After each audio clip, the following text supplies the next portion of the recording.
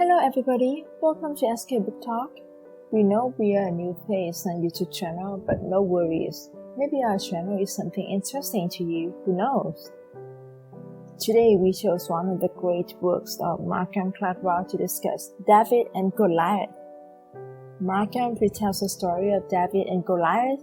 It's about infantry Goliath and protector warriors David.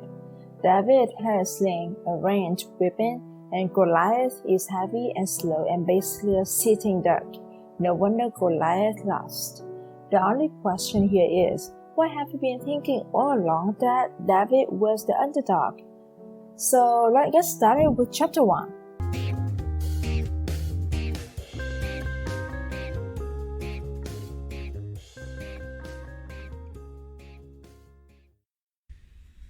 David and Goliath. So instead of talking about Malcolm Gladwell's introduction, I'm going to tell you my introduction. My introduction is generalization. You see, my friends always tell me that I generalize too much. I make a mountain out of a molehill, they say. I take one incident when I traveled to a new country and I use that to talk about how all the people are in this new country, how the culture is. In China, they like to say, well, yeah, that may be one person, 100 people, 1,000 people, but there's 1 billion people in China. And it's true, right? There's so many people that you can't really come to a conclusion if you've only met 100,000 people. But the point is, I can't get away with it. But yet somehow Malcolm Gladwell does. Why is it that he takes these ideas from just anecdotes and makes big deals out of them? Well, I think the main reason is because he's positive. You want to believe him. He presents things in a positive way, not a negative way. He doesn't say, yeah, you thought you were powerful, let me show you how you really are weak. No, he says, you thought you weren't powerful? Let me show you how you really are powerful. It's the same thing, right? Depending on whether you think you're David or whether you think you're Goliath. But anyways, let's get in to chapter 1, where he talks about Ranadive and the basketball team. At a glance, it seems simple. They have nothing to lose. That's why they're trying so hard. I mean, these are girls who are nerds in a sense, who aren't good at basketball, who have no natural sports ability. He's some man whose father never played basketball. He has no history of knowing basketball. In fact, he probably doesn't even really know basketball, in a sense that he grew up watching people on TV play basketball. He grew up shooting hoops like we did, right? You go to the park. We even had a hoop in your front yard, one of those portable ones where you fill the bottom up with water. Yeah, where you could just practice in your free time. Not practice so much as just having fun. We just said shooting hoops, right? But the thing is, he had an idea that's not very common. And the idea is, why don't we do full court press all the time? To those of you who don't understand the concept of full court press, so in basketball, it's like in maybe soccer, football, you know better, but they have to inbound the ball, right? So it's sort of like, in basketball, there's a lot more points than soccer. So at the end of every point, you give the opposing team the ball on the other end of the court, as in the far end from their hoop, from their basket, from their goal, and then they have to throw it in. Usually you just let them throw it in. You may try, but not really. Everybody's already on the other side of the court. What he's doing is making his players stay on this side of the court and actually prevent a player from passing the ball in. You wave your hands around, you keep moving, try to get in front of them. It's actually a lot of work because people in basketball actually don't run as much as they do in soccer. For those of you used to soccer, the field is much bigger. They do much more running. In basketball, the field's much shorter and you actually don't do that much running. A lot of it is, quote, fast breaks. You sprint down after you gotten the ball from an opponent to your goal and just get in. It's all fast, over in 10 seconds. A lot of times when you are trying to score a goal, you're moving around a little bit, not too much. There's actually very little time where you're just running. And the thing is, people in basketball actually don't have great endurance. So to do a full court press, that's something that we didn't do very commonly when I was playing growing up. But the thing is, it's not that you can't do it, it's that it takes a lot of work. And it's not necessarily something that's cool. I mean, it works, but it's not like somebody dribbles around you through their legs to pass you, not like somebody fakes you out, you go back and then they go around you. It's not skill-based, it's just effort. And that's a thing that you may not know if you didn't grow up playing basketball. See, there's something called skill, technique, right? We used to use the term brick. The ball just bounces straight off. You shoot it and it hits the part of the rim attached to the backboard and just goes whoosh, way back. Totally off. There's something called an air ball, which means you got nothing. You didn't even make it to any part net, you touched nothing. There's something called a swish. It's so perfect that it just goes straight into the net, not touching the rim around it. That's a beauty. Some people shoot and they use the backboard. It's a bank shot. It's fine. They throw it awfully hard. It hits the backboard, goes in. But it's not beautiful like a swish. Some people, when they shoot, it's a thing of beauty. They go up, they arch their wrist, snap it, boom. It propels the ball and it goes into the net. Nothing but net.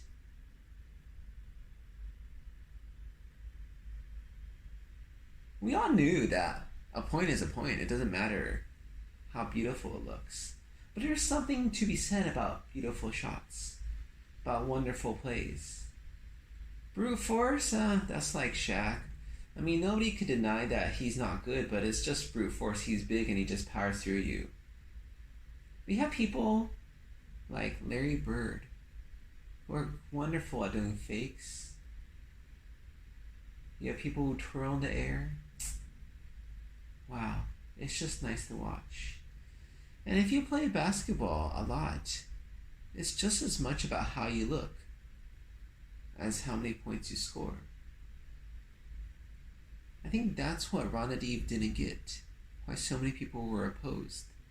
There's this way you play basketball, and he just didn't play that way.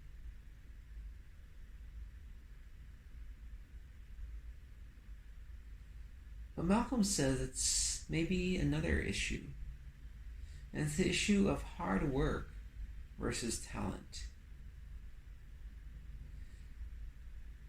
A lot of people who are good at basketball are naturally talented. My friend plays volleyball, beach volleyball every weekend. Well, recently it got canceled because of the coronavirus and, quarantine at home sort of situation. But she's not very tall. She's not very good. She tries hard. She took some lessons, but she just started a few years ago. And she's not young anymore, right? But she talks about all these other people who are younger. They're 6'5". They just reach their arm over and it goes over the net, right? They could jump. They could definitely hit it hard downward, right? For her, she can't spike it down over the net. She can only hit it up and try to get it to a spot where people can't reach further back. But these people who are tall, who could jump, they're just naturally talented. A lot of times they're young, right? Late teens, early 20s. They come to play drunk. They're not very good when they're drunk. when they're hungover. But they're just naturally talented, and it makes it easy for them. And people like watching that. They like watching when somebody goes way over net, smacks it hard, when somebody blocks, etc.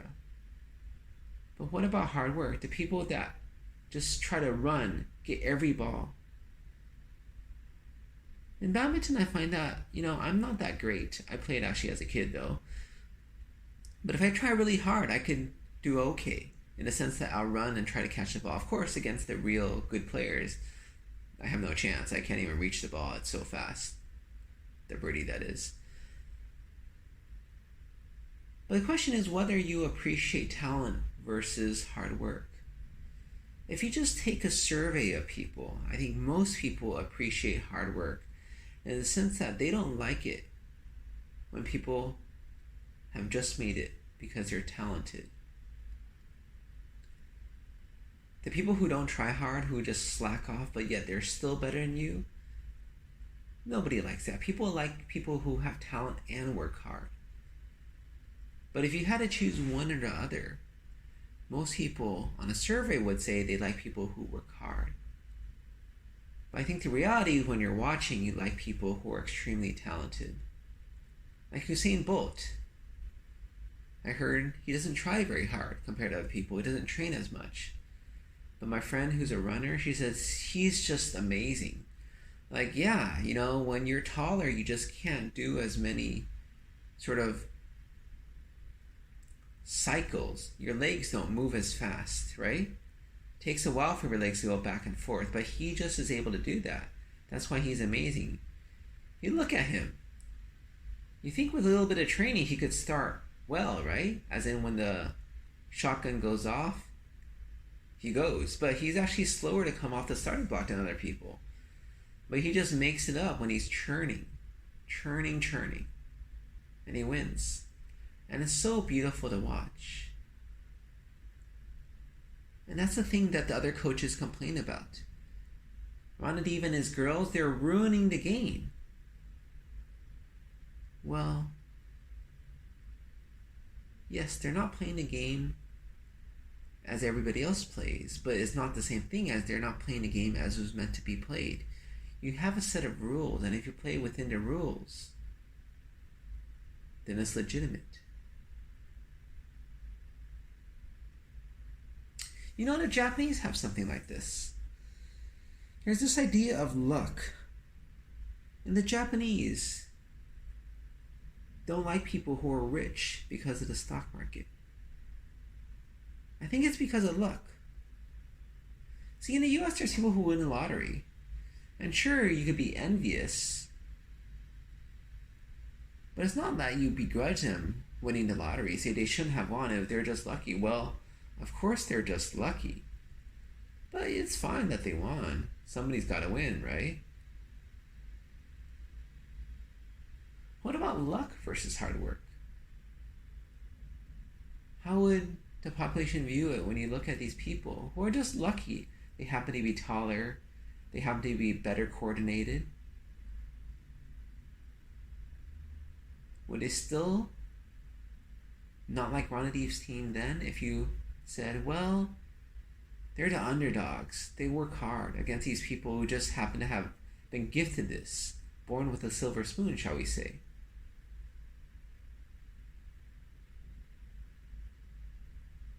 But at the end, he has a conclusion.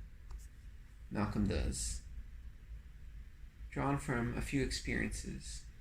Basketball.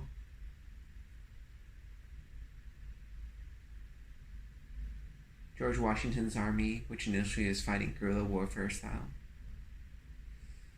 And that is unconventional warfare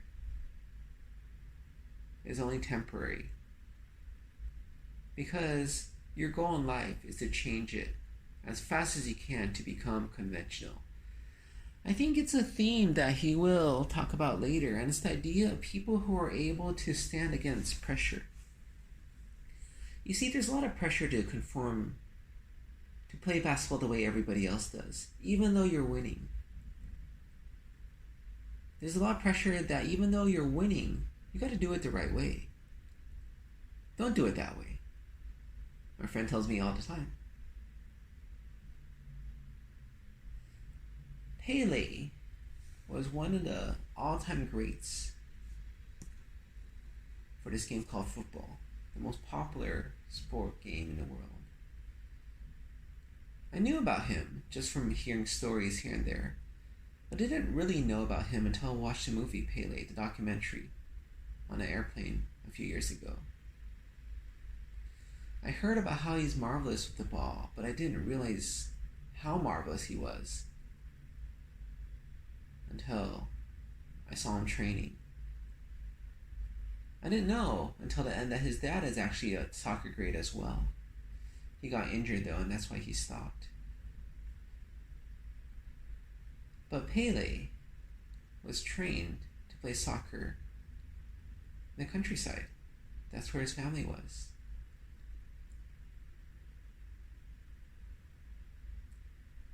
A mango would be passed to him, and he's supposed to kick the mango in another direction. It's a ripe, juicy mango. You kick it hard, it's gonna break. You're gonna get messy from its juice. You have to learn to cradle it before you sling it out.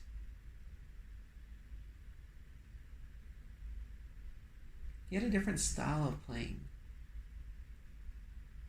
The Brazilians were divided back then. There's the white people. If you look at South America, many South Americans are white, just like they came from Europe, because they're basically European in origin, not mixed. And then there's the locals, the Aborigines, right? Quote, the primitive people. And they did things like dances and all that stuff that the white people found strange. And it's almost like Pele was doing a form of worship, a form of dancing, the way he played, the way he cradled the ball, the way he ran with the ball.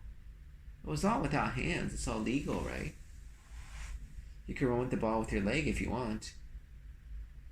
It's just most of us can't run with one leg and one leg holding the ball. But there's a big issue. He made the team, but the coach didn't want him to play in that style, even though he could win. But he disrespected the team, he disobeyed the team, and he won that way. And eventually they persisted playing that way, and they ended up winning against a much better team, a team that played for much longer, a team much better trained.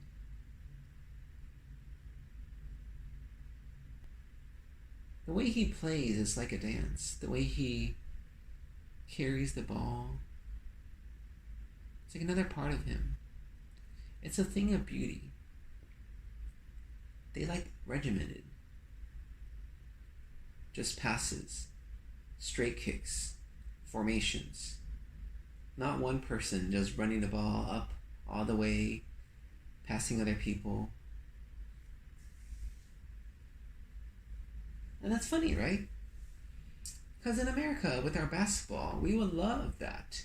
When you have one person stealing the show, one super talented person twirling around, passing everybody, going up and slamming it into the basket.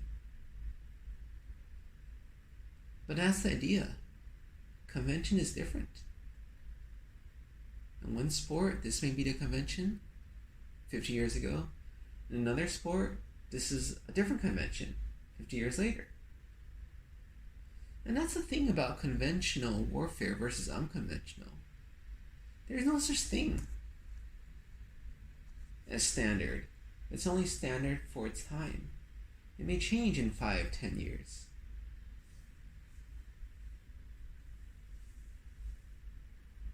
But the question is, in that 5 years, in that 10 years, do you have the ability to go against the grain? To swim upstream against all the pressure?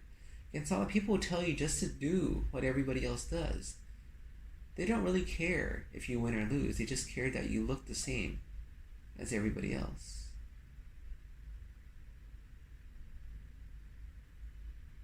It's not just Ranadive coming from background that's not basketball oriented, where his dad knows nothing about basketball. that's not the only thing that enabled him to do this. It's the strength of character, of will, that allows him to push against other people, dissing him, diminishing him, making fun of him.